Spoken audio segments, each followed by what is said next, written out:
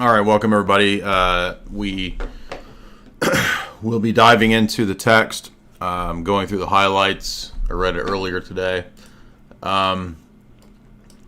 It's pretty much, I guess, what I expected it to be. I also want to play some clips from Tim. I think Tim dealt with it in a very honest way. He gave a shout out to me as well, so I appreciate that. I guess one good thing coming out of all this is that at least people who are a little more sane and able to control themselves are at least better understanding the other side's positions. So even though I know that Tim is not fully on board with us, we're at least getting, I think, better understandings. I noticed that he seemed to understand that the first millennium church was not governed in this sort of autocratic immediacy that Vatican I claims. So I'm just going to play a few clips of him talking about it, and then we're going to dive into the documents. I thought this was an interesting point here where Tim says this. I, however, have long, and this is more a JP2 thing than a Francis thing, I have long said we must, as a matter of being intellectually honest, see that there is a grossly, vastly different conception of papal authority. I don't even know if you can call it papal primacy in the first Christian millennium than there was in the second Christian millennium. And the proof of this is that the Eastern Orthodox did not go into schism until the beginning of the second Christian millennium. And I mean, you can prove it a million other ways, but that's the most ready. And that's actually correct. And that's because of the 11th century Gregorian reforms. And as we know from the Meyendorff Papadakis book, as well as the other texts that have recently come out, the Soshinsky book, and also from Roman Catholic scholars as well, the Congar book, After 900 Years, the Dvornik book, Phocian Schism, we get a much better insight into the role of the forgeries, the role of Dictatus Papae, the role of the notion of the temporal supremacy by the time of Unum Sanctum of Boniface VIII. That there's clearly a pretty radical, almost you could say, revolution in the West on the part of the papacy in terms of how it understands itself and how it relates to the rest of the church. And so these are actually really great admissions. So I'm really happy to see the other side understanding that, you know, we're not just making these things up. This is actually in the literature, and it's not just this new document. Really, this document follows on a trail of documents which we've been talking about for a long time, because there's multiple purposes for this document. Ultimately, this document, as Tim notes in his talk, as I've been saying for many years, there's a plan to push for a 2025 reunion between the Patriarch of Constantinople and whoever decides to side with him and the Roman bishop. In order to do that, we need these series of documents like the Chieti document here from 2016. And there's others as well. There's a Ravina. There's various working groups that the new document references. These are all key texts, and I've read these. I haven't read a couple of the ones that the new document cites that were older. But really the strongest of all these is the Alexandria document. And Alexandria admits pretty much most of our positions and our critiques.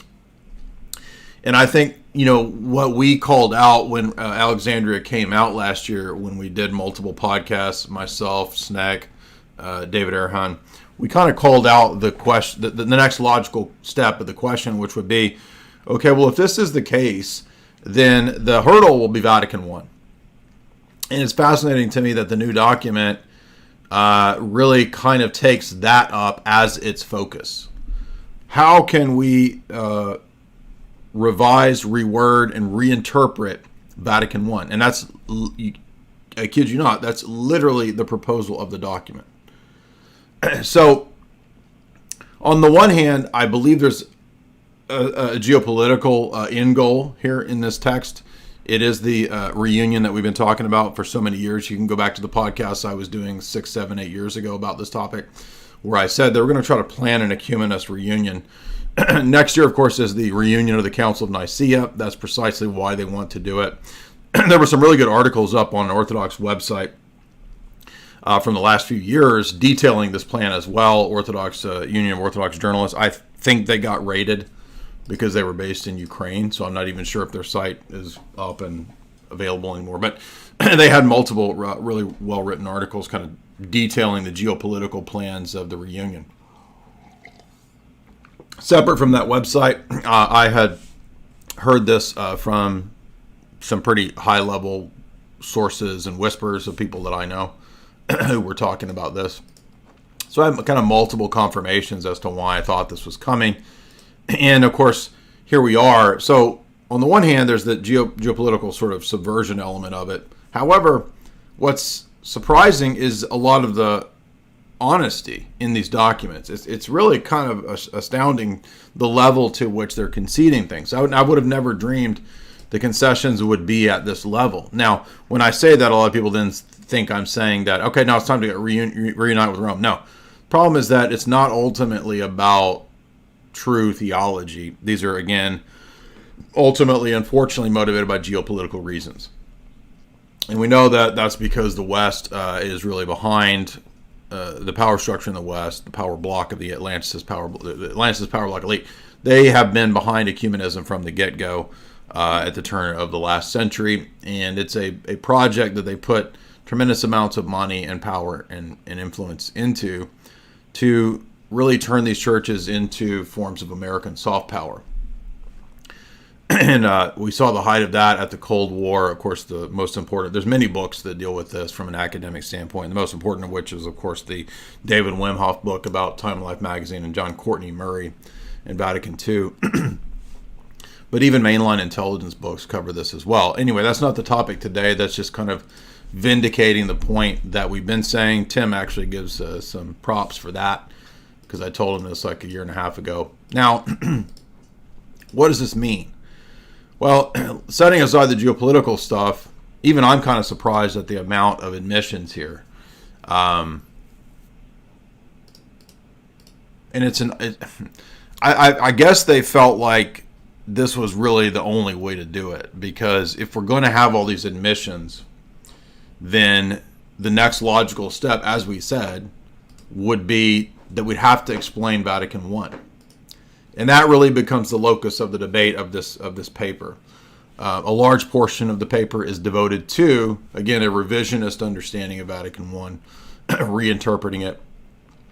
Now, before we get into that, a lot of the trads and a lot of the Roman Catholics are clapping back, as usual, as we can always assume, debating the status of this document. We don't care. Literally has nothing to do with the main point, which is that the concessions and the admissions in Alexandria, Chieti, and the new document have nothing to do with whether the documents are considered magisterial or infallible. Because if they're papally approved, and they are, then this is essentially Francis admitting to the historical contradiction, which is our key point with Vatican I. In other words, Francis is essentially admitting, via the approval of these documents and their admissions, because remember, the new document reaffirms both Chieti and Alexandria in many, many places, then essentially we're having another admission, now fully from the Pope himself, that the Vatican I attitude, mindset, approach, etc., wasn't what was going on in the first 1,000 years. It's a development, and as Tim notes here in a second, to his credit, if it can develop in the second millennium, there's no reason why it can't develop in the third millennium. And that's precisely the route that they're taking. A new developmental papacy for the third millennium, developing into a situation where there's what they call reciprocity between the primacy of the Roman bishop for his sphere and the primacy of the rest of the patriarchs and bishops in their sphere. So there's this reciprocity, which is supposedly intended to, quote, balance out the claims of Vatican I. Well, that's another kind of walking back. So we have these admissions, essentially, that Vatican I claims things like direct universal jurisdiction from Jesus to Peter. And the document actually says that you don't have to read it that way. Well, guess what? How does Vatican I read it? Let's read Vatican I, because I think we're going to start with the most glaring of the problems.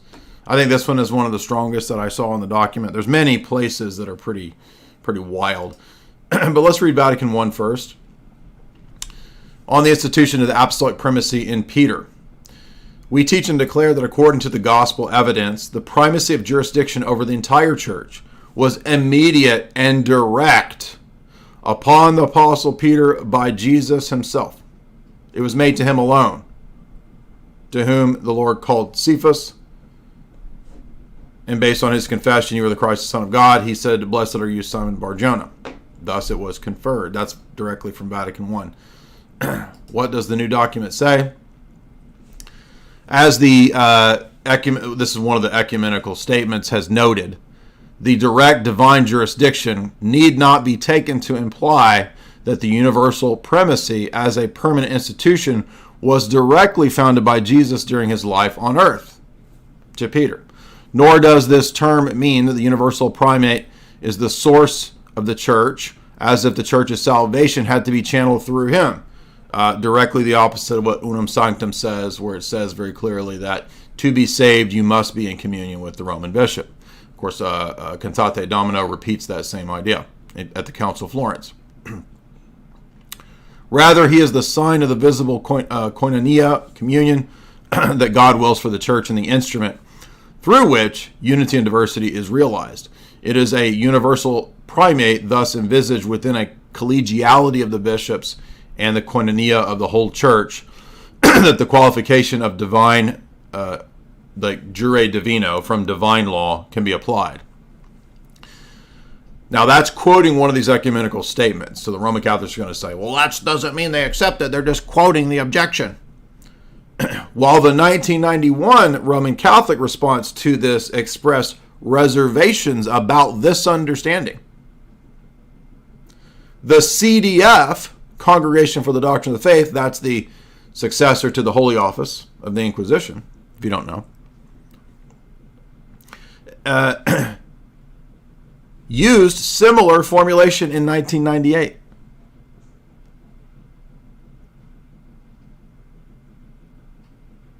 By saying the episcopacy and the primacy are reciprocal to one another and related inseparably as are of divine institution. So in other words, the initial first statement that stuck out to me was that because, as I noted here, the document explicitly says that the claim of Vatican I can be read in a way that thus contradicts Vatican I. The status of this document, the new document, is irrelevant because it means that the Pope is once again affirming a document that contradicts what the actual text of Vatican I say. That's the contradiction, not whether the document itself is dogmatic. So any Roman Catholic deflecting to the magisterial status of this document is distracting from the obvious. Francis is contradicting his own church's teaching at Vatican I, not just by this text, but by allowing a revision and new reading and rewording. Those are the terminologies that are used in the new document. Keep in mind that Pius X's Pacindi Dominici Gratius, the famous encyclical of the last sainted pope, Pius X, if you're a trad, I know they think John Paul II, so whatever. It actually says that you cannot, in the light of new historical evidences, revise and reinterpret dogma. Lamentabili is another document that condemns many propositions also. Lamentabili says the same thing as Pacindi, that you cannot use the modernist idea of new historical evolving revisions to alter the understanding of the dogmas contrary to the way they were understood at the time. So the very approach of the document itself is a contradiction to Pacindi and to Lamentabili, because it condemns this modernist approach of, we can just reread it, reword it, bro. Got a problem? reinterpret it the way that works for you, man. This is the trick of ecumenism, making it all so ambiguous and dubious that it can be understood and reinterpreted however you want. That's how bureaucracies and propaganda work. You put out general statements. And the irony here is, of course, that this whole system is supposed to not be general. The whole point of a dogma is to clarify what was unclear. But what happens in the Roman Catholic system inevitably is that the dogmas then require another interpretation. And we need Bishop Gasser's official interpretation of Vatican I. Wait a minute, I thought Vatican I was the official dogmatic statement. Why do we need a fallible interpretation of the infallible? Oh, well, it turns out there's also another document that was received by Pius as well about the German bishop's questions of Vatican I in terms of this document brings this up. Oh, that's the official interpretation. No, boy, I thought it was Gasser. No, it's Bishop Gasser and the fallible statement of a later pope about Vatican I. Those are the official interpretations. So you see, this is a never-ending recursive spiral of where the thing that was supposed to be the thing that settles it now gets reinterpreted and reworded and revised to eventually turn into whatever you need it to be. This is the old bureaucratic trick. This is what they've been doing forever at the Vatican.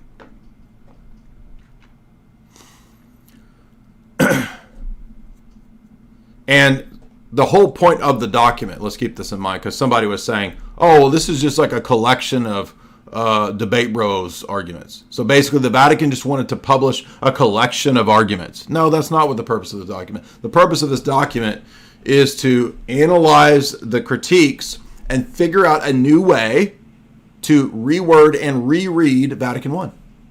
And it says that multiple times. So it's almost like, did people not read the actual document? Because the purpose of the document is not collecting debate bro arguments for just no reason at all. The whole purpose is ecumenism. The last section of the document is new ecumenist approaches to the papacy, which work for all the other groups. That's the whole point of the document. Obviously, that's the point of the document. So we're dealing with a bunch of lawyers and a bunch of people who literally want to pretend that that's not the purpose of the document. And the document doesn't even count because, hand wave, it's not infallible. You notice every time we ask these people for the infallible list of the infallible dogmas, they don't know. There isn't one. Oh, okay, so who decides? Oh, well, you have these generic criteria, and you must sift through the giant 10,000 pages of Papal Ecumenical Council statements. Hopefully you put them in the right bins. Yeah, so exactly. So the system doesn't actually give you the thing that it promises. All right, so let's get into the document. And well, actually, I wanted to read listen to this one other quote from Tim here. The hand means of demonstrating the point. And if there can be an organic growth or whatever have you between papal primacy in the first Christian millennium and the second, then conceivably in the beginning of the third, if you get change embracing popes like JP2, very change embracing, much more liberal than I think a lot of you think. Absolutely true. Absolutely. Or Francis, or even Benedict. Benedict even repeated. I mean, he's the one that, as Joseph Cardinal Ratzinger, signed Ut Unum Sint. He's the one that signed the justification document with the Lutherans around the same time, a year or two. For those that don't know, around that time there was the joint statement between Catholics and the Lutherans about justification, which is a notorious, scandalous ecumenist document because it essentially tries to make Luther's doctrine somehow acceptable, when of course we all know that Pope Leo at the time totally condemned and excommunicated Martin Luther as a heretic. So I mean, it's just getting absurd. Ut Unum Sint is, by the way, the John Paul II encyclical that has to do with the role of the Bishop of Rome in terms of primacy. And so this document is the anniversary of Ut Unum Sint. After Ut Unum Sint in the late 90s. Then that was an if-then statement. ... Then we have to take seriously that even though Pastor Aeternus, the Vatican I document, which I have luckily reread recently, is, while dogmatic, it is in some way mutable. How can it be perfectly? It's not, though. Again, if you read Pacendi and if you read Lamentabili, you cannot revise and reword and interpret the documents differently than they were understood in their time and in their place and in their meaning. And for those that don't know, if you're in the trad world, you all know Pacendi. This is one of the most famous encyclicals of Pius X.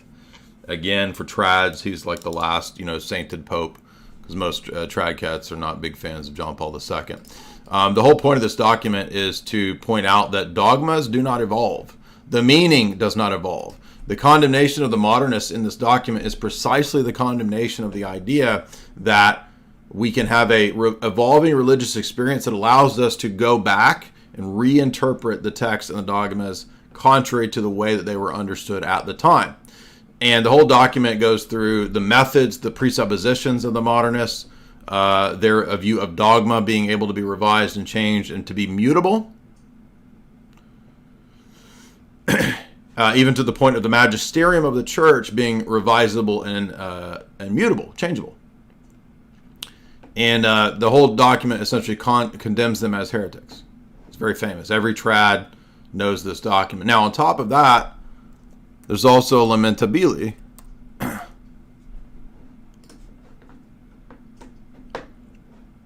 And it's the same pope, and it's called the Syllabus of Errors, which, if I recall, is attached to Vatican I. So if you believe Vatican I, you also have to believe the Syllabus of Errors. It's about, the assent of faith rests on probabilities. We can revise things based on new information. It's all kinds of stuff. I think towards the end, it gets into more of what we're talking about. Ever suspected Christ entrusted in the primacy of the church upon him. The very thing that document says we can is a way to read Vatican I. Dogmas, sacraments, and hierarchy, both their notion and their reality, are only interpretations and evolutions of Christian intelligence, which have increased and perfected by the external series of additions to a little germ latent in the gospel. Look at that. The evolution of these things from a seed form is condemned. The organic constitution of the church is not mutable, but like a human society, it is susceptible to evolution. Essentially, all of these ideas, right, are things where it can evolve, right?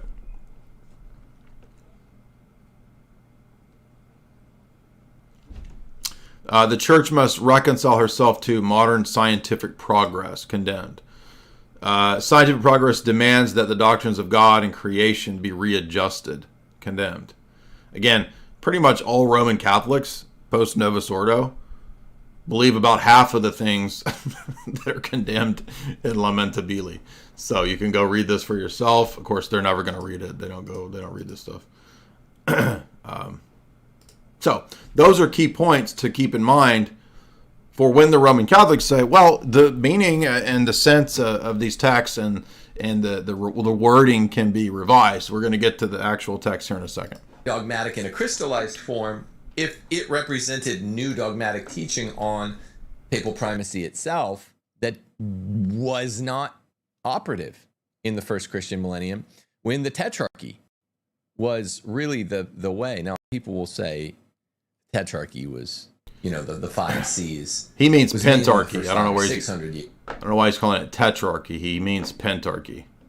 So, sometimes the stream glitches. I don't know what to tell you. So, are we back? Hopefully, we're back. So, right. I mean, the later councils, especially the Seventh Ecumenical Council, mentioned that the church is governed by the Roman bishop in consultation and in synodality with the other patriarchs, known as the pentarchy. So it's actually mentioned explicitly in the Seventh Ecumenical Council. So it's not a papal statement, as the documents admit. It's a statement of conciliarity and synodality, which is what we've always argued as Orthodox. So Tim says tetrarchy, he means pentarchy. In some way mutable. How can it be perfectly dogmatic in a crystallized form if it represented new dogmatic teaching on papal primacy itself that was not operative in the first Christian millennium. So Tim is wrestling with, obviously here, the things that we've been saying. These are the objections that we've been bringing forth. And now that people are seeing, it's not just us. This is actually in the documents. The documents are wrestling with the very things we're talking about. And, Chieti was great in a lot of ways, but the strongest statement really was just this, that Sardica is not a final court of appeals.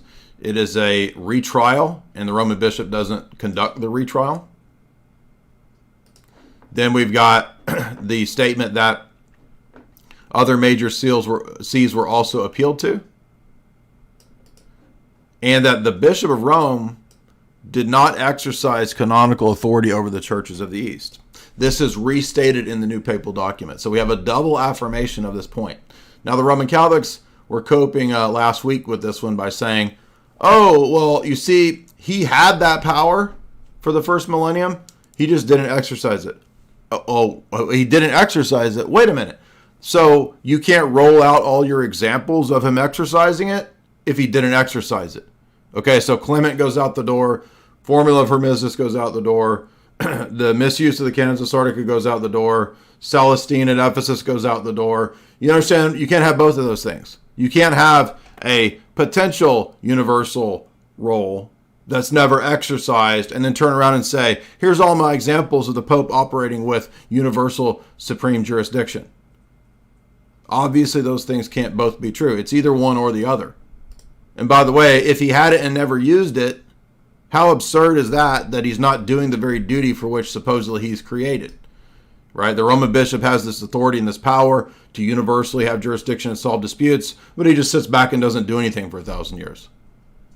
Okay, so you see how stupid the argumentation of these people is. They can't even realize trying to make this goofy thing work when they have actually contradicted themselves. When the Tetrarchy was really the way Pentarchy.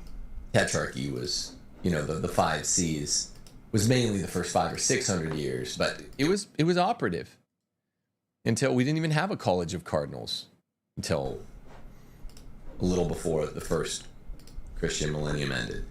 Yeah, I just looked this up the other day. The first cardinal is mentioned in the Papadakis Meyendorff book, electing the Pope, and I think 10 or 1100. I think it's around 1100.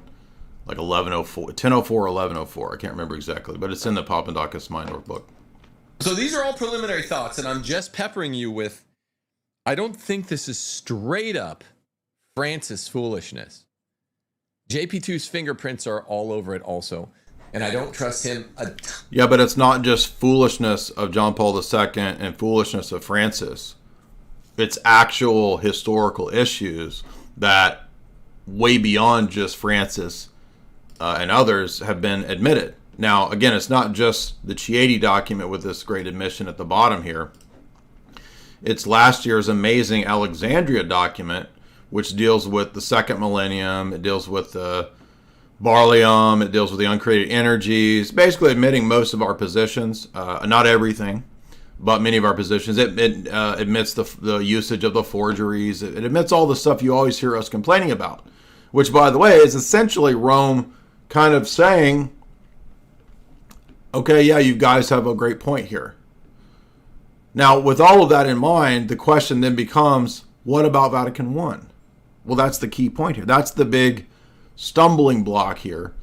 And the approach of the new document is interesting. That they take some odd routes here.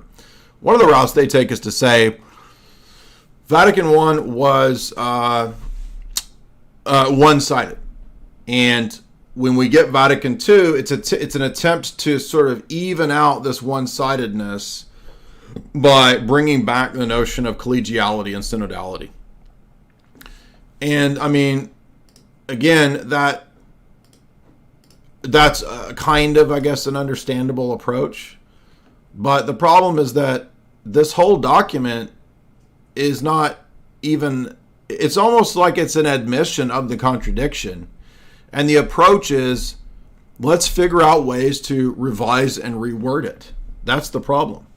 And if we're at that point, then we're really just talking about a contradiction, you see. So let's look at first, I think paragraph 5, which the first 29 pages is it's pretty boring. It's about 29 pages in to where it actually starts getting into interesting stuff. Pope Francis has reiterated several times the invitation of John Paul II to find a new way of expressing primacy. Now, wait a minute. Why do we need a new way to express it if Vatican I is dogma? And why do we need a new way of expressing it when Pius X condemns the idea of new ways to exercise and express these statements to make them palatable? John Paul II noted that little progress had been made in that regard, calling for a pastoral conversion of the papacy and the central structures of the Catholic Church. He acknowledged the excessive centralization, rather than proving helpful, complicates the church and her mission and her outreach. Now, wait a minute. Vatican I's premise is that greater centralization will help the function of the church and ensure the ability of the Roman pontiff to guard and preserve the tradition that's handed down without blemish. Why would we need a conversion of the papacy? A pastoral conversion of the papacy? That's bizarre. He especially laments the insufficient elaboration of episcopal conferences. Understanding this openness to dialogue with all believers in Christ, making synodality a key theme of his pontificate, Francis stresses the importance of synodality grounded in the sense of faith of the people and in the infallible in credendo, infallible in faith. In other words, the whole church will not apostatize or will not err. Well, okay, but that to me already smacks of bizarre wording and terminology, given what we just saw in Vatican I. Vatican I's pretty brief, concise, and to the point. It doesn't mince words. It just lays it out, right? Next, I want to look at this paragraph 38. Catholics have rediscovered diversity of leadership in the New Testament. Catholics, okay? Now, the Pope-splainers and the Roman Catholic copers are saying, this document doesn't mean anything. It's just a statement of the debate bros' arguments against us. It doesn't mean any... No, this is a statement about you. It's not just a document that collects debate bro arguments against Roman Catholics. It's a document that talks about a whole bunch of stuff. In many places, it's talking about the Catholic position, rediscovering, reforming, changing, rewording, revising. Catholics have rediscovered the diversity of leadership in the New Testament. So in other words, Catholics are admitting the positions of the Orthodox. In fact, Matthew 16, this sounds like my argument that I always bring up. Why, the same thing said to Peter appears to the whole college in Matthew 18. Yeah, exactly. The same statements also appear to the other apostles in Ephesians 2:20. In fact, it's not just given to Peter alone, but the powers and the Spirit, etc., are given to the entire body of the apostles. So this is really just kind of an admission here of collegiality and synodality in the New Testament, which is something that the Orthodox are always arguing. Next, finally, Catholics have always been confronted with other views on the question of the transmissibility of Petrine ministry. In other words, admitting that Peter didn't just die and establish a church at Rome. Peter founded the Church of Antioch and Alexandria. So this admits that, and it notes that the New Testament does not say anywhere that another church has taken off from that of Jerusalem. The primacy of the Church of Peter and Paul, that is to say of Rome, is a fact in the New Testament, and we don't have a problem with that. So in other words, the primacy of Rome, it's fine to say that it derives from Peter. The problem is that there's nothing about a Peter dying in Rome or the Church of Rome being called doubly apostolic, which, by the way, this text admits that the Irenaeus statement calls it doubly apostolic because of Peter and Paul. Vatican I actually says, Pastor Eternus says that you cannot say that the primacy of the Roman See is because it's doubly apostolic. You have to say it's because of Peter alone. And yet, as this document admits, the reason that it's Petrine, that the Roman See is sort of singled out is, well, it's because Peter died there. But wait a minute, is that enough? Because he died there. In the Latin Church, the martyrdom and burial of Peter was the basis for the application of the Petrine text. And it cites Tertullian. Okay, so what? So this is proven by Tertullian? Well, I mean, Tertullian says all kinds of good. Does citing Tertullian prove Montanism? Well, this was before he was a Montanist. So what? I mean, it's fine to talk about early attestations. And even if we concede that the martyrdom and burial of Peter is the basis for the tradition of applying the Petrine text to the Bishop of Rome, it doesn't follow from that everything that Peter had, or that there's a infallibility because Peter died there. You see the leaps that are made? The reference to the scriptural text highlighting the role of Peter appears as early as the secondary phenomena compared to the primary practice. So this is citing one of the ecumenical meetings. With Leo, the correlation between the Bishop of Rome and the Church and the image of Peter, which had already been implied by some of his predecessors, became explicit. Correct. But we don't see, as the document later admits, ex opere operato, direct, universal autocracy. We just see Leo beginning to link the see more and more to Peter himself.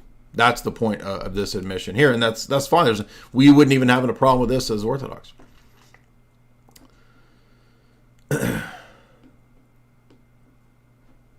Some of this conviction is supported by the bishops of the Council of Chalcedon in their approval of Leo's tome to Flavian. However, what does it mean that Peter has spoken through Leo? Others observe that Leo's tome was accepted because it was consistent with the teachings of Cyril of Alexandria, the very thing we always argue to these people. The council was careful to underline Leo's argument with Cyril, excuse me. Exactly.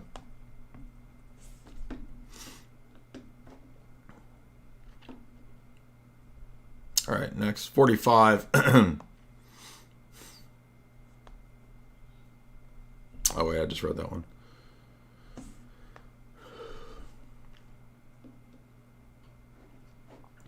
Orthodox Catholic International Dialogue describes this theological development in the West as the primacy of the See of Rome, as it was understood particularly from the 4th century onwards, in reference to Peter's role amongst the apostles. So notice, nothing in this is as of yet at all claiming anything like Vatican I. So what we're noticing is an evolution of the idea, which is the very thing that we've always said as Orthodox. Okay, the Orthodox position has not ever been saying that Peter has no role or that Rome was never considered first or anything like that. It's a question of what does it mean to say that Rome was first and that Rome had primacy? Does it equate to the claims of Vatican I? That's the whole issue. Notice this amazing admission.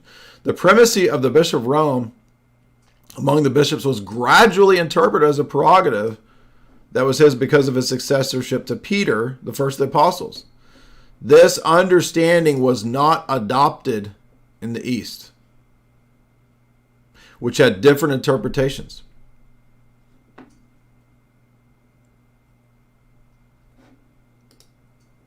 What did Chieti say? The Bishop of Rome did not exercise canonical authority over the churches of the East.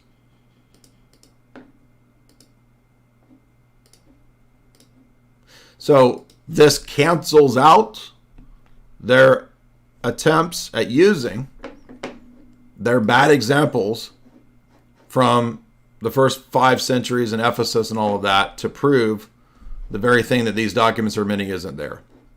So Celestine, Pope Victor over Quarto Deciminarian, presides in love, clement. All of these are canceled. It's in other words, it's admitting that these don't prove that.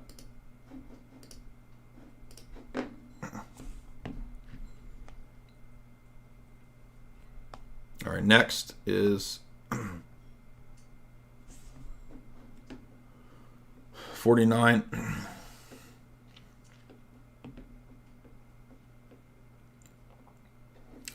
This is a statement that I said earlier.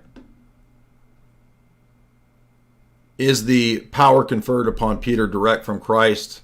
It's quoting one of the ecumenical documents saying that it need not be understood as directly from Christ, which is the contradiction with the statement in Vatican I. Even the writers of this realize that's a problem. That's why they say the 1991 A Catholic Response to this document said that there's reservations. Oh, but the CDF says, no, actually it's kind of cool and it works. Next up, 38.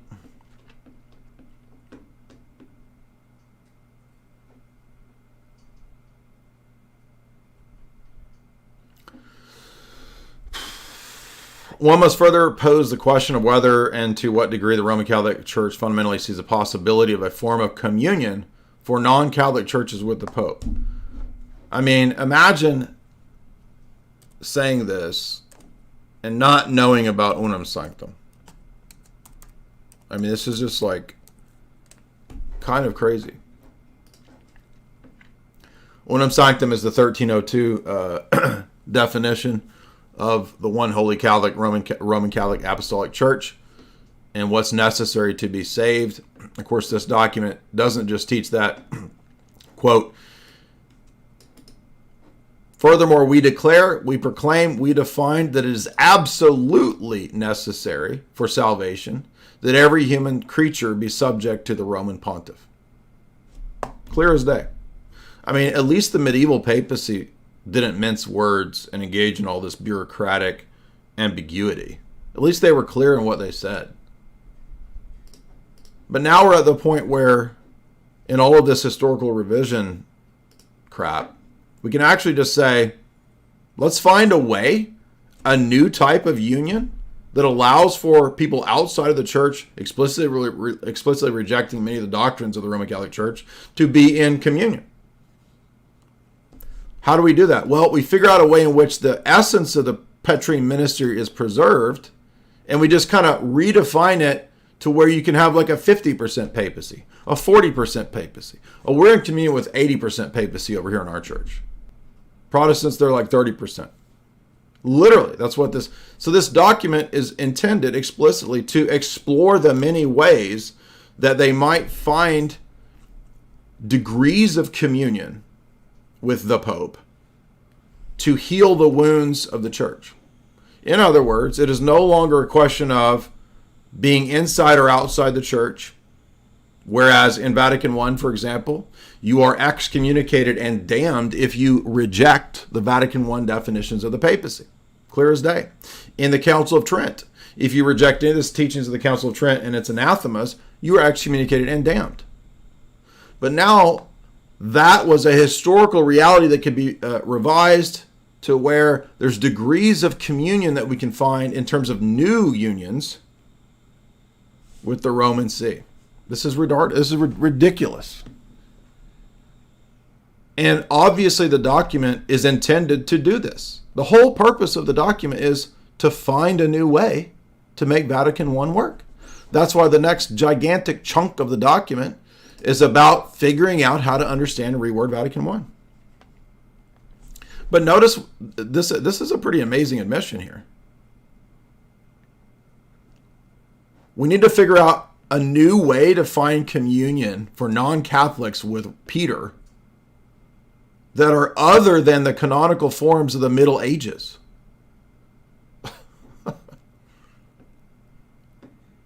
In canonical forms other than those in the Middle Ages. So they understand the embarrassment of the medieval papacy. They want to move away from that.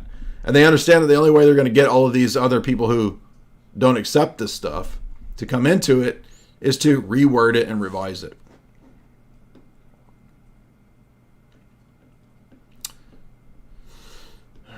next is, since the Middle Ages, Catholic theologians have claimed the ministry of the Pope is a direct divine law. It's directly a power and authority given by God. These ideas can be traced prior to Vatican I. Then it goes into the Council of Florence, which again restates the notion that you have to be in union with the Roman bishop to be saved, right? It reaffirms what Unum Sanctum says. Then it admits that there was a phenomena of uniatism where they began to allow the Roman or Orthodox to come back, but be Orthodox in terms of their theology and their beliefs, just submit to the Pope. But Pastor Eternus, Vatican I, created a new situation, proclaiming these ideas as dogmas. They have proved to be a significant obstacle, you think? Exactly. So how do we find out a way to make it palatable?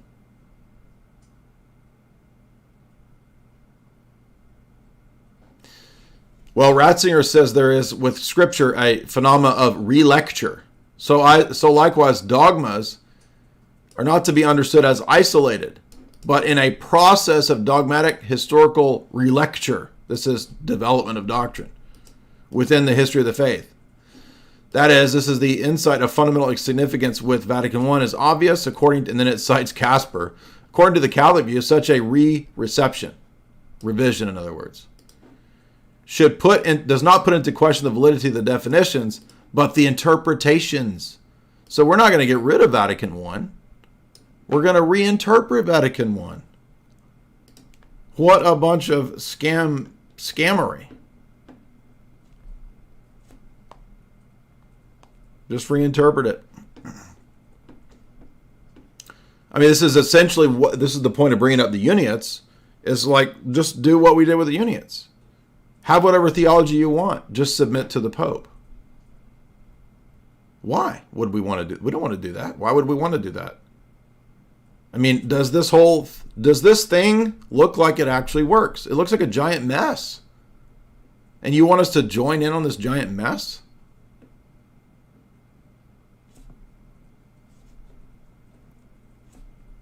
Let's see. No, 61. Okay. Next paragraph is 61.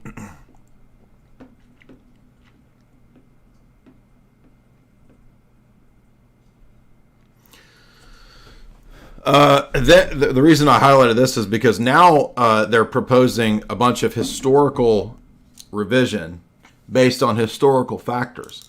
Oh, well, you see, Vatican I had this going on because of the Franco-Prussian War, and there was this concern about this and that historical event. And then what's your hermeneutical and principle? You see, a hermeneutics of dogma draws attention to the fact that you must distinguish between the formula and the intention, between what is said and what is meant. The Council of Vatican I wanted to be understood according to the ancient and constant belief. Oh, but that's ignoring the question of whether it just simply contradicts. And the whole document is essentially admitting that and saying, so we got to figure out a new way, new historical investigations. Allow us to distinguish between the dogmas as they're stated and what was meant. That's called revision. We can arrive perhaps at a new assessment of the conciliar definitions. Now that's quoting these ecumenical statements. So the Roman Catholics are going to say, what does it mean they accept it? The whole point of the document is exploring the ways to make it work through revision and reinterpretation. This document is an admission of the very critique that we've made all along. How is this doing anyone any good when that we could just reinterpret the documents? And by the way, if there's Vatican III, I kid you not, in the last few weeks we've had Roman Catholics saying, well, why don't you just wait for Vatican III to clarify what's unclear in Vatican I and Vatican II? Because the clarifications don't clarify. They're subject to the new revisions, you see. So we won't know Vatican III until we have Vatican IV. You know how stupid this is? This is preposterous. And the whole thing contradicts Lamentabili and Pacendi Dominici Gratius, which says that you can't read dogmas as if they're evolving in this way, because it makes all of them relativized.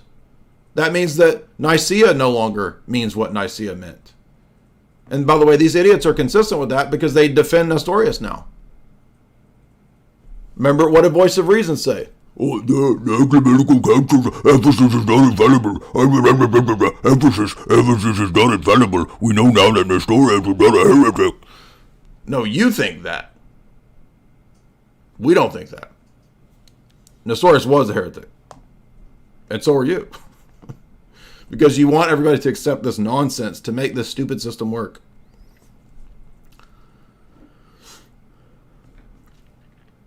The results of new historical investigations might be the way that we can make Vatican II work. Vatican I work. Next up, 45. In so doing, the theology of Vatican II developed the teachings of Vatican I. Well, see, you didn't like what was in Vatican I? Bro, just relax. There's going to be a theological development. And it'll all work out when we get the next council. See, all you people confused and want, just wait for Vatican III, bro. Just let it develop and the solutions will come in Vatican III. Oh, and then when we're all confused and we don't know what Vatican III means, bro, just wait for Vatican IV, dude. Duh. Vatican IV will solve everything that we didn't know, which was all the things that we wanted to know, in Vatican III. But now, wait a minute, when we get to Vatican IV and we don't know anything, what do? Bro, duh, Vatican V. How dumb are you? This is so ridiculous. Just on a philosophical level. Can none of you people, Roman Catholics out there in your cult, understand this gibberish? Like, that this is not getting you anywhere? Like, all of these documents are admitting the things that we've been saying. Even the very process of the praxis of trying to make this system work through dialogue and waiting for the next ecumenical council, it just kicks the can down the road. Because then when we have all the ambiguity in Vatican III, all these idiots are going to say, well, just wait for Vatican IV, and then we get Vatican IV, and then it will be queer, and then everybody will be queer. It will be queer and clear.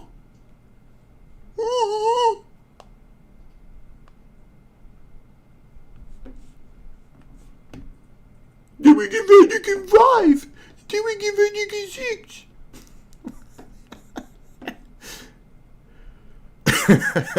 53. What's the next doozy? The ecumenicity of the decisions of a council is recognized through a process of reception. Oh, so reception is actually part of Catholic tradition too? Oh, you mean the thing that Michael Lofton's always trying to attack? Oh, well, here's your actual documents admitting that reception is part of your church's tradition as well. Uh-oh.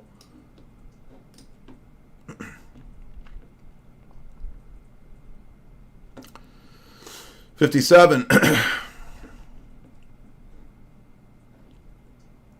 57 restates Chieti. Between the 4th and 7th centuries, the order or the taxes of the five patriarchal sees came to be recognized based on and sanctioned by the ecumenical councils, with the See of Rome occupying the first place. Exercising an infallible Vatican I jurisdiction? No, a primacy of honor, followed by Constantinople, Alexandria, Antioch, and Jerusalem, according to, quote, canonical tradition. Now, Chieti is an approved Roman Catholic document here. Synodality and Primacy in the first millennium, 2016. So that's a Roman Catholic document admission. That's not, let's cite the Ortho Bros. No, that's your admission.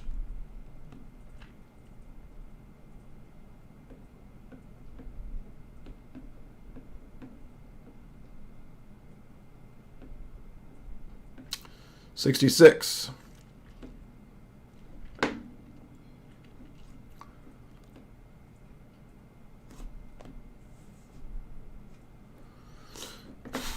The response for unity, saying, recalls Ratzinger, as far as the doctrine of primacy is concerned, Rome must not require more of the East than was formulated and lived during the first millennium. Exactly. Which is not Vatican I. And how long we've cited this text all the time. Half the time Roman Catholics think we made this up, like Ratzinger didn't actually say that. Right? Well, if all that's required is what was practiced in the first millennium, then Vatican I's not required. That's the logic of that. You don't see that? How silly are you guys?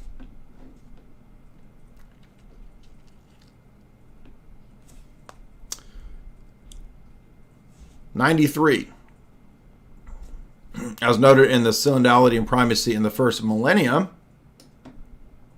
again, the Bishop of Rome did not exercise canonical authority over the churches of the East. Exactly. Oops.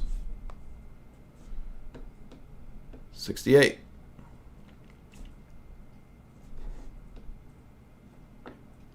While the statements of Ignatius and Irenaeus relate to the Church of Rome, the implications of the personal authority of the Bishop of Rome were increasingly recognized in the West. In other words, it evolved. It was not immediate there in the 1st, 2nd, 3rd century. Now, Satis Cognitum, Vatican I, they teach that it was always there. It didn't evolve. So, which is it? Evolving or always there? Well, yeah, it was always there, but he didn't do it. Okay, well, if he didn't do it, then the examples that you give aren't examples of it. He had the power, but he didn't do it. 90. Yeah. Rome must be seen within different spheres of influence, which made effective decisions in articulated church tradition. Moreover, the Bishop of Rome's significant role in the formation of doctrine, such as Leo and Gregory, was not seen as competing with the authority of local and regional bishops in the Western Church and synods, but rather reinforcing it. Well, that's synodality, and that's not Vatican I. Because Vatican I states very clearly that the Roman bishop does not have his authority by virtue of the synod of bishops. He does not need to consult them about dogmatic pronouncements. It's actually condemned if you believe that the authority of the Roman bishop is in any way contingent upon the college of the bishops. That's condemned. This whole document is framed from the vantage point of trying to make Roman primacy be situated within collegiality. They can't both be true. You can't, on the one hand, say that it's unilateral, but it's not unilateral. You see, that's the point. It's either unilateral or it's not.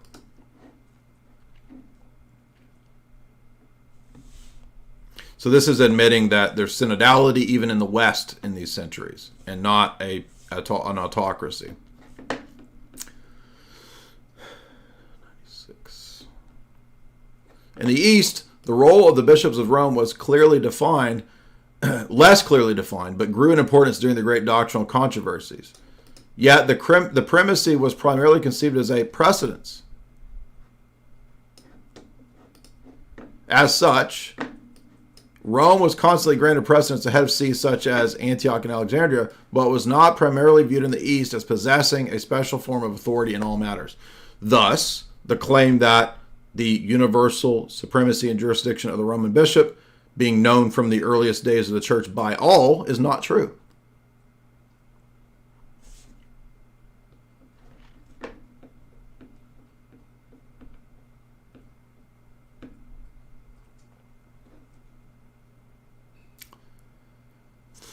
The apostolic canons are brought up. Canon 34. The bishops of the people of a province or region, or an ethnos, must recognize the one who is first amongst them, the protos, and consider him their head, their kephale, and not do anything important without his consent. Each bishop may only do what concerns his own diocese and its dependent territories. This is jurisdiction limitations. And there's nothing in this that has anything to do with exempting the Roman bishop. And these types of canons are repeated in every one of the ecumenical councils. So this is the canonical argument that we always make.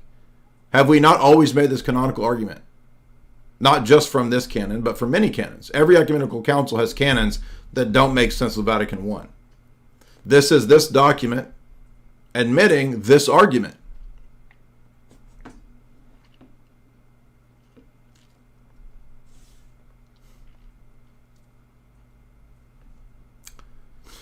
see, 101.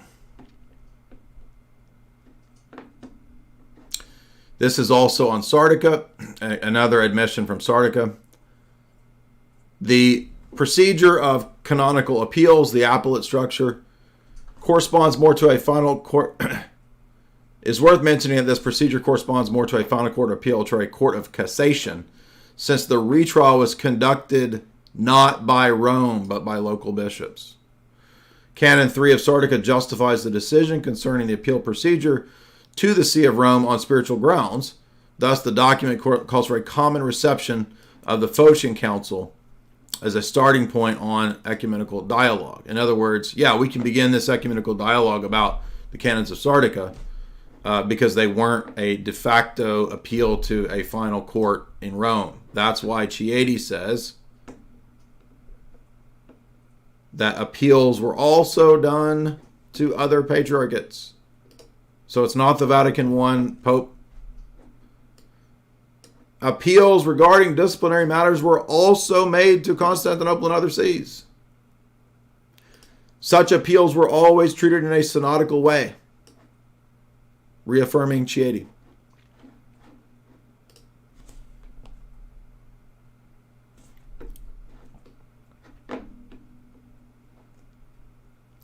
Referring to Sardica, and it repeats this position from Chieti right here. All of these appeals were done in a synodical way and not a final court appeal to the Bishop of Rome. The final court of appeal is the court, not the Bishop of Rome.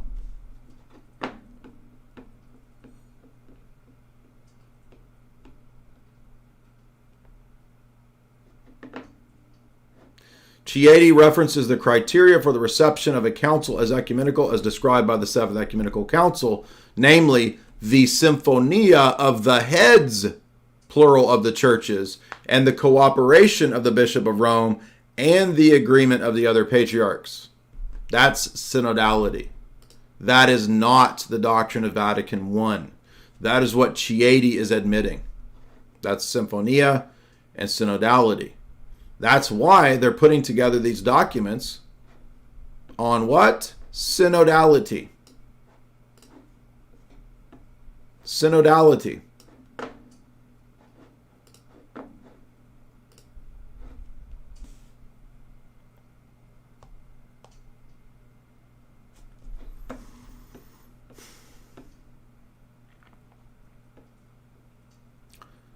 For example, the churches of Alexandria and Rome had specific internal organizational principles different from the other churches.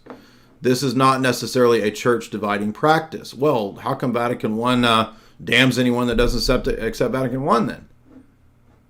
Diversity is not only to be accepted, but be welcomed as healthy. Okay, but the Trent, from Unum Sanctum to Trent to Vatican I, there's not much diversity there. As Vatican II says concerning the Eastern churches, far from bringing an obstacle, a diversity of customs and observances adds to the splendor. In this context, with reference to the subtitle of Chieti, is it necessary or even desirable that we have identical understandings? I mean, consider the joint Lutheran Catholic international dialogue on the Declaration of the Doctrine of Justification, which is another contradiction. Because Luther is condemned in multiple places in Denzinger and by Pope Leo for his doctrine of justification. Trent explicitly condemns the Lutheran position on justification. But the Lutheran Catholic dialogue, approved by the Pope, by the way, does not do that. In fact, it says it can be reworded and re-understood. Why? Because as this document is proposing, there's a lot of different diversities of interpretations and understandings. Isn't that beautiful? Isn't it wonderful the way that we're so diverse? This document then moves on to talk about, I'm going to skip on to the final sections deal with the fact that the purpose of the document is in fact ecumenism.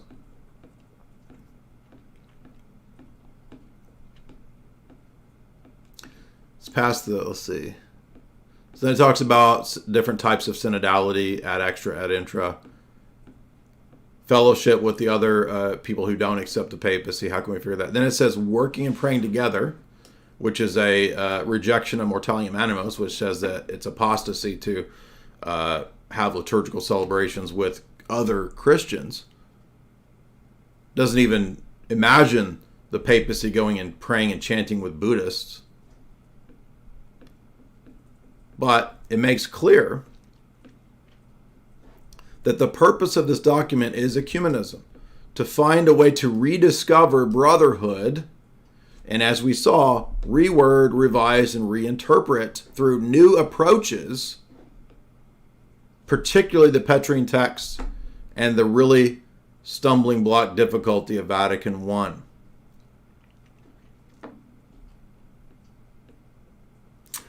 It's very difficult to make clear the Bishop of Rome established with his authority by divine law. Exactly. That is difficult, and that's what Vatican I claims. But hermeneutical clarifications can give us a new perspective, a new interpretation. To do what? To reread and re-recept the council. You see how absurd this is? And when we get Vatican III can reread and recept. And then Vatican IV can reread and recept everything else that came before.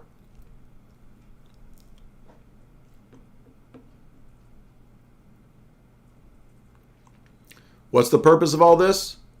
A unified, reconciled church. Ecumenism. So, clear as day, the whole purpose of the document is to allow a revised interpretation and a reworded interpretation of the key stumbling block of Vatican I, which is what we're always harping on because that's clearly the problem. And it's the clearest contradiction. And this document is just another admission of all the points that we've been making, and it's another affirmation of what's in Chieti and the Alexandria document, both of which are damning. The most damning is Alexandria. And for those that have not read the Alexandria document, I highly recommend reading it and go and watch the podcast that we did on it not too long ago. More than Francis, but there's a philosophical natural law, natural reason article of undeniability, a little pebble beneath all these mattresses that is undeniable. Authority has never been worked out in the Roman Catholic Church to the extent that we insinuate it has when we thumb our noses at Protestants and say...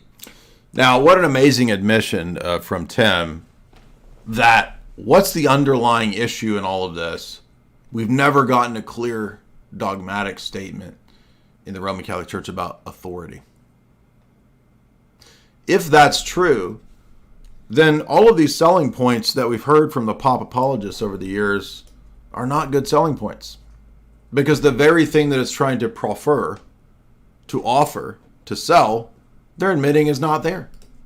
Oh, well, you see, again, Vatican III will define the notion of authority appropriate to what's missing in Vatican I and Vatican II.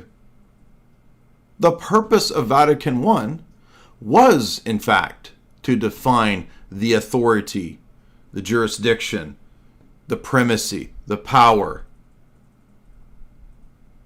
and the prerogatives of the Bishop of Rome. But as we can see, there's a lot of struggle with this. And why is that? Well, what does Tim say at the beginning? Suffice it to say this, what Cardinal Koch said in an interview. When asked by Vatican News, is it possible to envision for the future a shared form of exercise of the Petrine primacy over all Christendom that is separate from the Church's jurisdiction over the Latin Church? He responded, indeed, some ecumenical dialogues suggest a clearer distinction between the different responsibilities of the Bishop of Rome, in particular what might be called the Pope's patriarchal ministry within the Western or Latin Church, and in his primatial service of unity in the communion of all the churches, both Western and Eastern, parish orphans and retrogrades. I will read the most important part, as far as I can ascertain it thus far, of the study document to you. I've read part of the most important part. I'll be reading further in that most important part than I've been yet live. So I would initially lay this thought on you. It's a preliminary thought, and I'm still working through it. I'll always tell you, look, I'm confident about X. I'm not sure at all about Y, or I'm pretty confident about Z. J. Dyer has long talked about, for at least a year and a half, a plan that has semi-secretly been harbored close between the Eastern Orthodox leaders and Roman Catholic leaders for a reunification in 2025, and even a document which attests to this. Today's Vatican study document seems to lend force to the notion that there is a planned reunification in view, maybe even immediate view, if Dyer's right, and that religious doctrinal purity, whether from the RC side or the EO side, is not the primary impetus for the drafting of the document or of the conceiving of.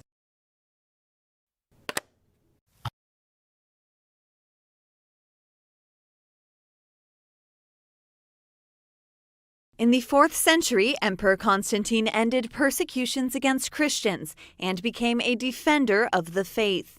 Barely a decade later, he summoned all bishops to Nicaea in present-day Turkey to clarify a controversial issue, whether Jesus was equal to the Father and therefore eternal. It was the year 325. This was the first ecumenical council in history and where the Nicene Creed was established.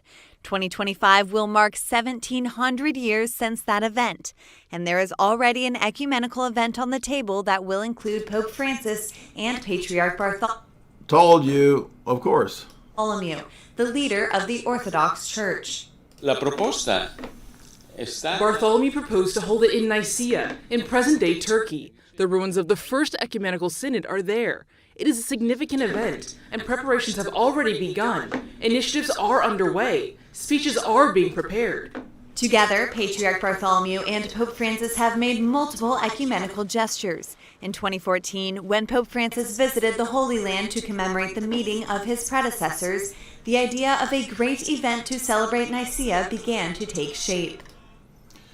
All right, so there's a lot on this. You can go just Google it. There's a whole bunch on this.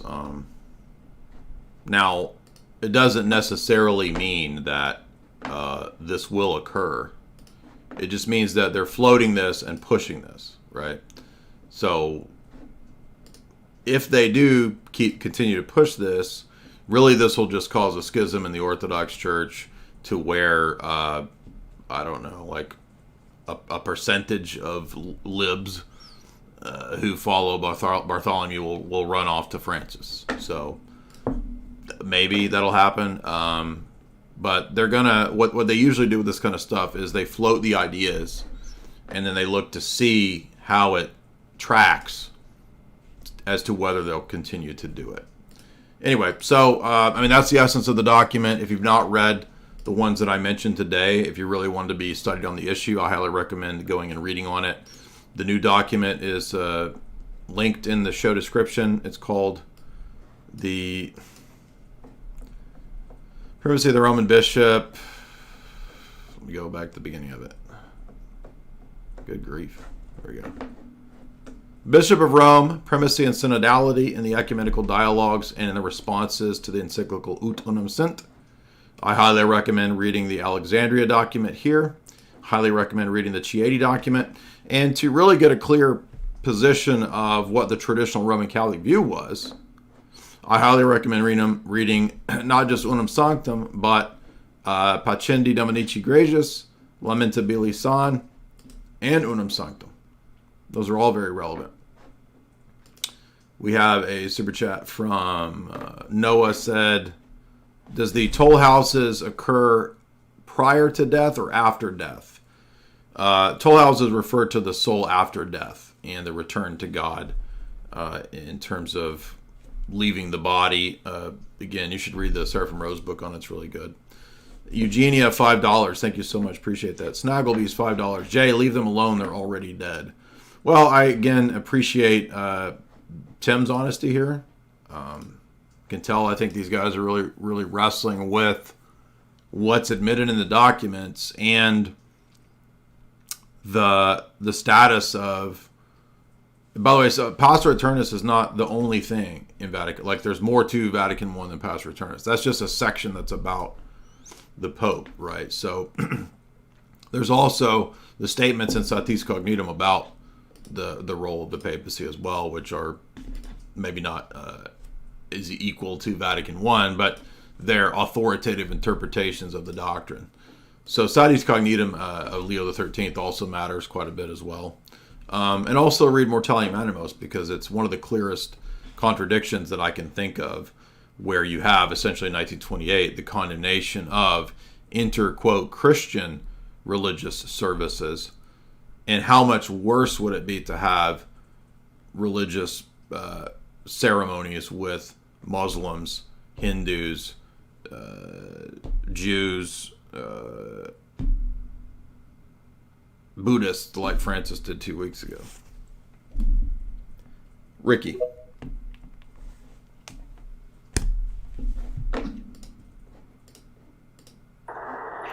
Hey, dude. Yeah. So I wanted to ask, where does in Vatican I say that you can't say Rome is has primacy because of both Peter and Paul, or is it just not explicit, just saying it's Peter?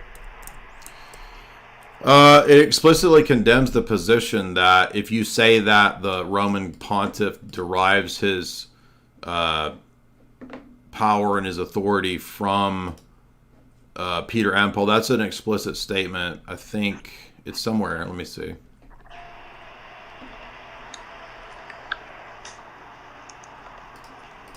It might be in Denzinger. I haven't looked at this in a while, but it does condemn the idea that it's a power that comes, that's shared, and you have to say it's only through Peter.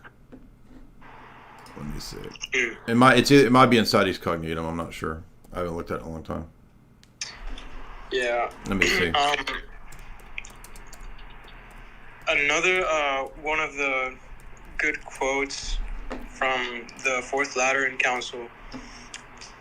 It says that, wishing therefore to remove such a great scandal from God's church, we strictly order on the advice of this sacred council that henceforth they do not presume to do such things, but rather conform themselves like obedient sons to the Holy Roman Church, their mother. So that's also another contradiction as to what Francis is saying, because he's now doing this brotherly thing, when in the past it was the mentality that they had to submit like sons to the supreme authority of Rome. Right.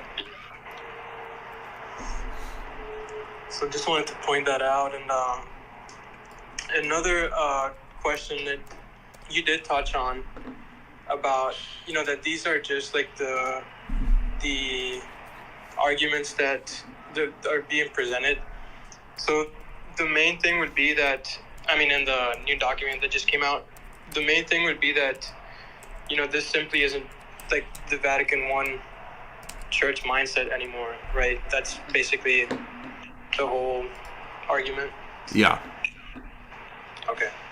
Now, there's also anathemas that are part of Vatican I, and if you have the little 10 books version, it has them. So sometimes these things are hard to find because they're not always immediately accessible online. But I know that The 10 books version of Vatican I has the Vatican I anathemas. I don't see the anathemas on the Papal Encyclicals website. So let me look for a second here. Yeah, I got Pastor Eternus. Does it have the anathemas in it? I can't remember. They have some of them, not like outlined, but in the paragraphs. And they don't have it in English in their website, so you just have to translate it from the Latin or the Italian. Yeah, and so one of the last things that it says these definitions of the Roman Pontiff are immutable in themselves and not by the consent of the church. Yeah. Yes, exactly. That was the text that I was saying, that's the one that condemns the idea that the Pope in any way requires reciprocity from the College of Bishops. Yeah, and so I was reading Satis Cognitum yesterday, and it says that he has authority over each individual bishop, but not when, all the bishops collectively oppose the Pope. And so I was kind of wondering how that would actually work, and if it's a contradiction. So that's also another question. So what do you think about that? By the way, I think this is the text that I'm remembering that has, it's this book from Tan, Dogmatic Canons and Decrees of the Council of Trent and Vatican I, plus the Decree on the Immaculate Conception and the Errors of Syllabus of Errors. It might be even in the Syllabus of Errors. Let me see that one, because that one I think mentions Peter and Paul. What was your question again? I'm sorry. That Satis Cognitum says that the Pope has authority over each bishop individually, but not like if the bishops collectively decide to go against the Pope. And so I don't know exactly how they square that, since it's the Pope who decides, what you can actually disagree with. So yeah, that's a good point. I don't know. Yeah. So I guess I was kind of like making a bit of a, historical reference to something like Vigilius maybe. But yeah, that's just something that seems impossible for it to happen, even though they say it can. I forgot about the Syllabus of Errors. This is a whole other document with a whole host of condemned propositions too. Are you linking those? I'm looking at them right now. Okay. All right, that's fine. Appreciate your time. Yeah, I would like to find that that one text though where it says that you cannot say that the primacy of Rome is in any way contingent upon Peter and Paul, which is ironic because it's the very argument that Irenaeus makes. So they try to use the Irenaeus text where Irenaeus uses Rome as an example of absolute succession, but Irenaeus says that it's great because of Peter and Paul. But it's either Satis Cognitum or it's one of the Vatican I statements. And you specifically cannot say that. I think it's a condemned statement in the Anathemas, because actually Vatican I has Anathemas. Let's see. It says you can download the PDF. Let's see if this works. Do we have any nerds in the chat that can recall that off the top of our head? Let's see. Dogmatic Decrees. Let's see. Here we go.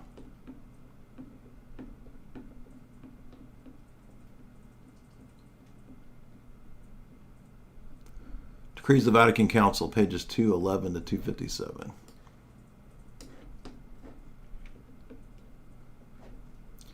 That's way too big.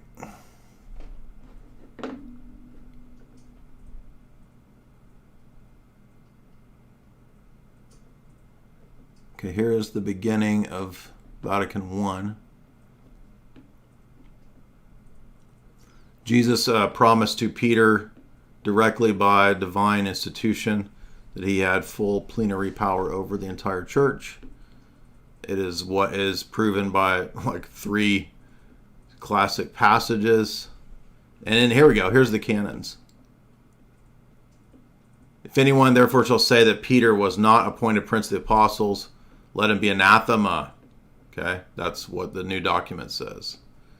So, does the papal encyclicals version, does it even have the anathemas? I didn't even see the anathemas on that one. Let's see.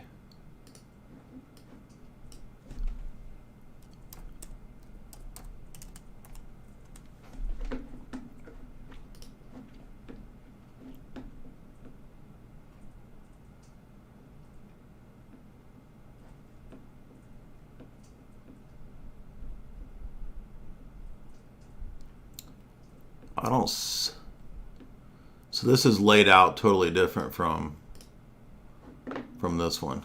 Okay, so let's see if we can find it. Whoever succeeds Peter has the exact same powers as Peter.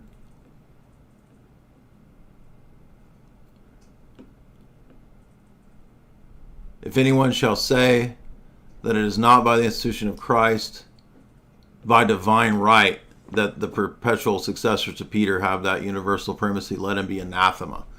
So you notice that you don't see these anathemas in a lot of these translations.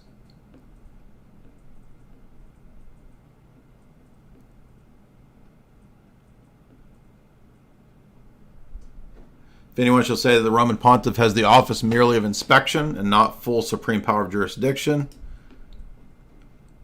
over every pastor of the church, let him be anathema. Next section, infallibility.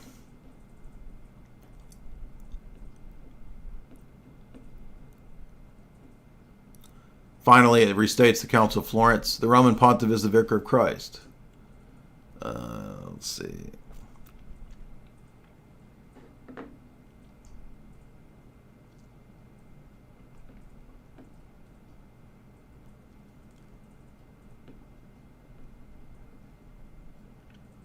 Holy Spirit has promised this to Peter. The gift then of never failing faith was conferred upon Peter and his successors. That's indefectibility. That means that they cannot teach error. That's the point we always make. There it is directly in the older translation of Vatican I. Here we go. Here's what that guy was just saying. The Roman pontiff, when he speaks ex cathedra, is discharging the office of pastor and teacher of all Christians by supreme authority. He possesses that infallibility from Christ, and therefore the definitions of the Roman pontiff are irreformable. Excuse me, not irreformable. On faith and morals are themselves from the Roman pontiff infallible and not by the consent of the church, and are irreformable. So there's that. If anyone presume to contradict this, he is anathema. That is, you're out of the church. I know there's a statement that he doesn't derive it from Peter and Paul, and that you can't say that it's from Peter and Paul. So I don't know if I missed it or what, but Luigi will remember that reference if he's in here. Luigi, are you in here? If you're in here, you can remind me where that is. Let's see. Here's more anathemas. Let's see.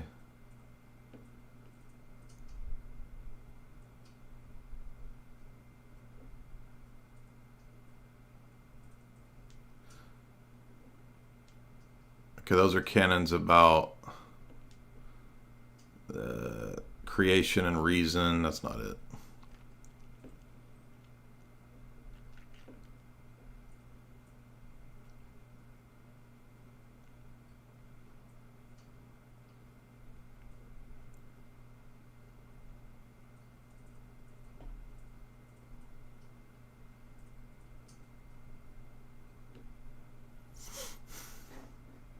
Maybe it's actually in Pastor Eternus. Let's see.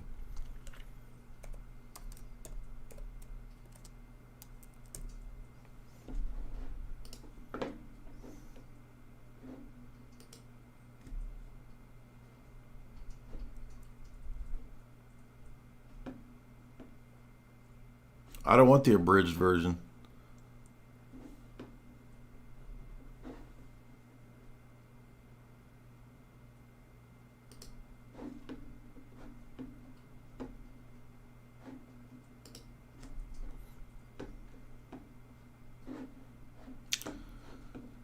It's just Latin.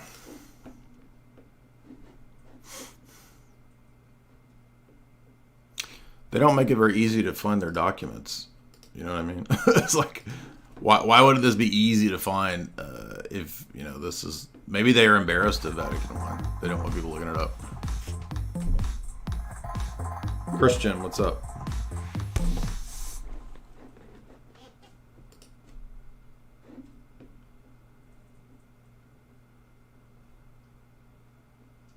Unmute, dude.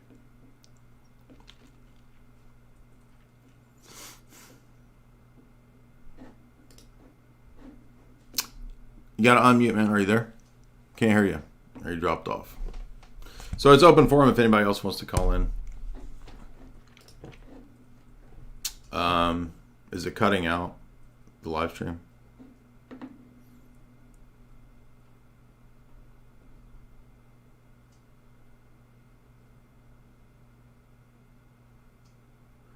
Innocent the 10th condemned the proposition. Is that what it is? I know it's in Denzinger. I don't have Denzinger with me, so I can't look it up. It's at the other house. Luigi's in the chat. Do you know that reference, Luigi? Where it's at? Off the top of my head. Not sure. Yes, I am looking at the chat.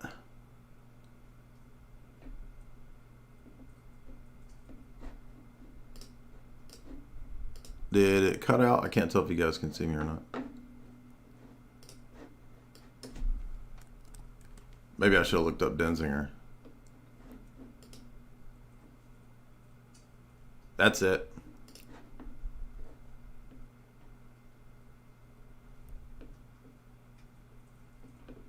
Yeah, it's Denzinger. Okay. Innocent the 10th condemned. St. Peter and Paul are the two princes of the church who amount to one, or that.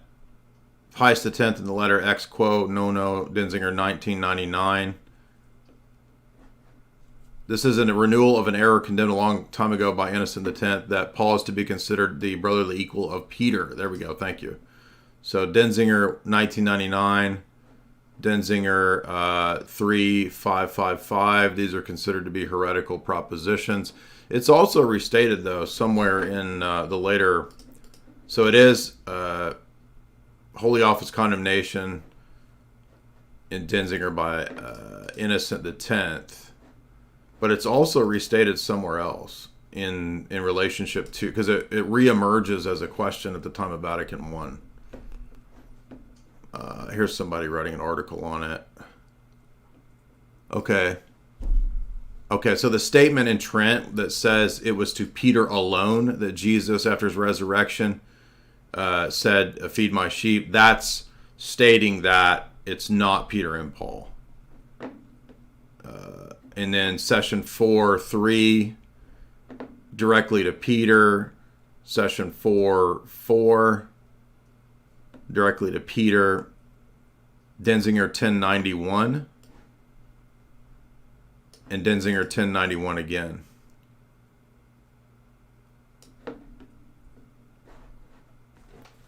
Anyway, so there's the thank you to whoever put that in the chat. I appreciate that. I don't have Denzinger here. I mean, I guess I could try to look it up online, but my Denzinger is in Tennessee, so I don't have it with me. Cholo Mexicano, $5. Let God arise, let his enemies be scattered. Let those who hate him flee before his face. Exactly. I don't see any more questions. Anybody have any other disputes, issues? Reminder that we do have an amazing sponsor.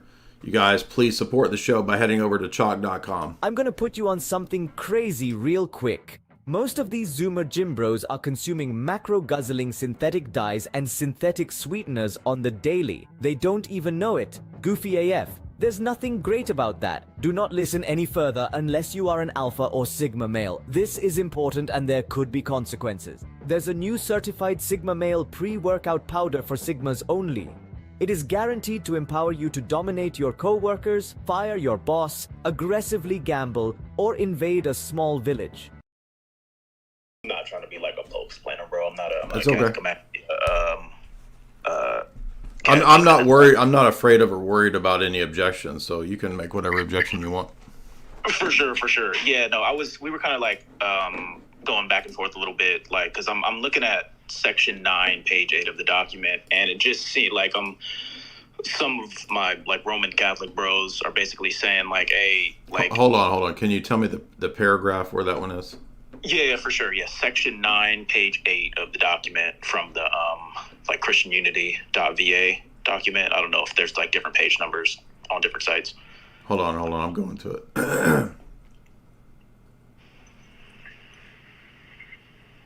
Okay, I got you. Go ahead. Yeah. So they're basically saying like the purpose of this document is this synthesis between other Christian communions. It like kind of right.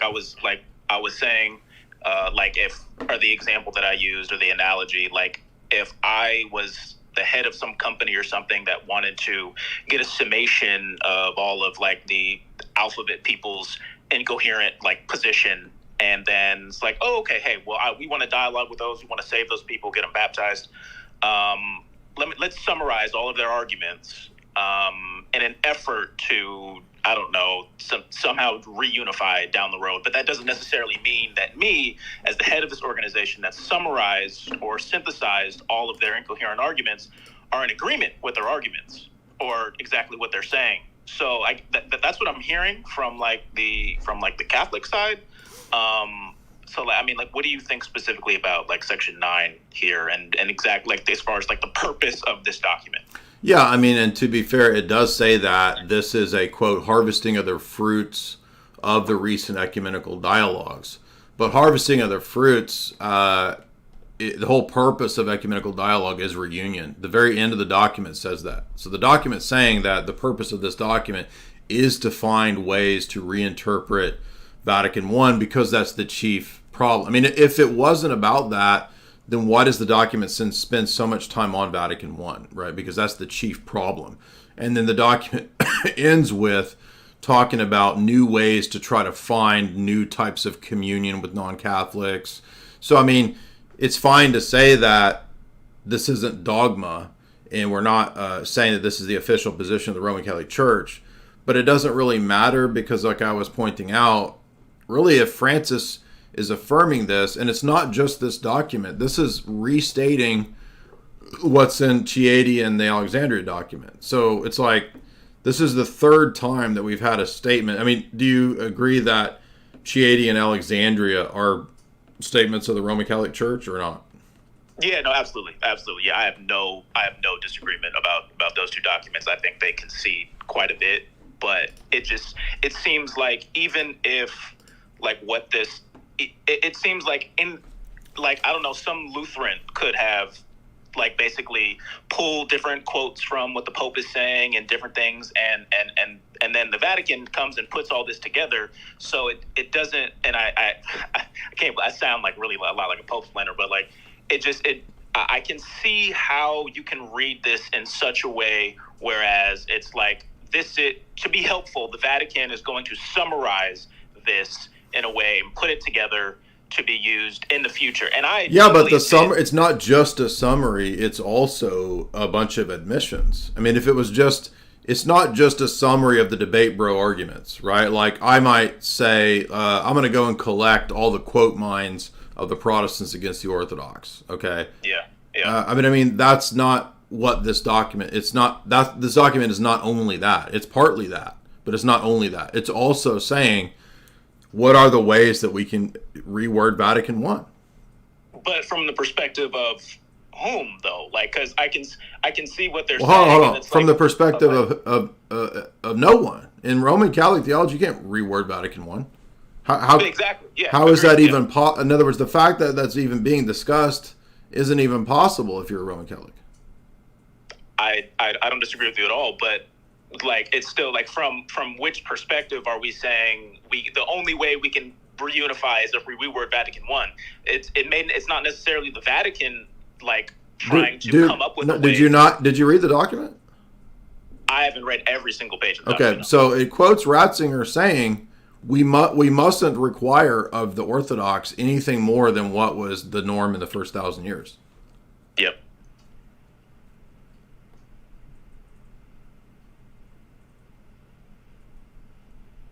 Yeah, I don't. Yeah, I have no argument there. I mean, look, there's a lot of different things in this document, so it does have a lot of citations of the ecumenical dialogues, and I understand that citing those arguments does not mean the Vatican is saying that that's true. But there's more than just citing the arguments. There are many admissions in the document where they do say that we can grant this, we can agree to that. Chieti was right here. Alexandria document was right here. Those are admissions. So regardless of the status of this document, if Francis signs off on this, we just read in the decrees of Vatican I that the Roman bishop cannot approve error and he's indefectible. So how could he approve things like Chieti and Alexandria that clearly deny Vatican I? I mean, let's take the statement that the document said, for example, that it is possible to read Vatican I in a way such that Jesus did not grant directly to Peter universal jurisdiction by divine right. I mean, what page? What are you looking at? Or that was the one that I put on Twitter to you. Oh yeah, okay, I remember that. And it says, this was our working group, the working group, ecumenical working group's view. In 1991, the Vatican said this is a little too far, but then the CDF said it is possible to read it that way. I mean, is that not a concession to the fact that it's admitting that that's a contradiction with Vatican I? Yeah. I feel like if 2025 they come out and start quoting this document, until that happens. Okay, but don't you think there's a purpose behind each of these documents, right? So you've got all of these documents in sequence, and they're all being cited in this master document. And I mean, you could, if you want to take that route, then okay, look, I'll just say that Alexandria and Chieti are strong. Let's just throw out this document. It's basically just restating what's in those. So is the Alexandria document not basically admitting our point? It seems to be the case. Yeah. So even if you read this as just a restatement of those two documents, to me, it still makes the point. Sure. Well, I appreciate your time, man. And no, I mean, okay, and I appreciate the objection. I like that you had a reasonable, non-angry objection. But I mean, the purpose of these sequential synodal statements is precisely where they want to go. Now, that doesn't mean they're going to do this in 2025. I think that they're going to test the waters to see if they think, people will go along with this, or will there be a large scale reaction against it. But I appreciate those objections. I think they're, that's a fair objection. Christian.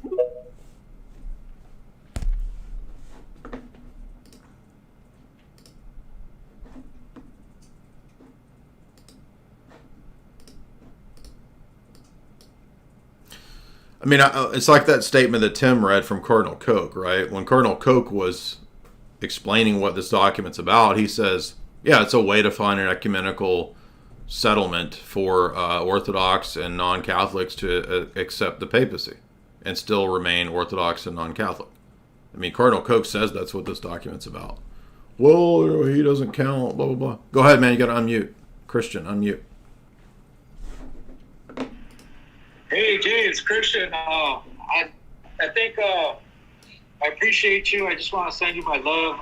Also, I want to, capitalize on the fact that sometimes after, I inhibit some products, some green products, I kind of get a little bit into watching The Simpsons, and I just want to say that the Springfield isotopes thing, the symbol of the whole city is the Springfield isotope thing, right? So it's like a Jewish symbol if you kind of, the whole, it's like an atomic. Did you know that by giving to our campaign earlier rather than later, you will have a much... I'm not trying to be mean to you, but what are you talking about, man? We're talking about the document from the papacy. We're not talking about the symbols in the Simpsons. So let's go back to, remember, how does Cardinal Koch tell us that what the purpose of this document is? What's the purpose of it? Is it possible to envision for the future a shared form of exercise of the Petrine primacy over all Christendom that is separate from the Church's jurisdiction over the Latin Church? That's the purpose. He responded, indeed. Some ecumen. So there you go. Cardinal Koch is telling you the purpose of the document. It's the very thing that we're saying. No, it don't count. It don't mean that. Anyway, I don't see anybody else popping on for the topic. You can't. I don't care about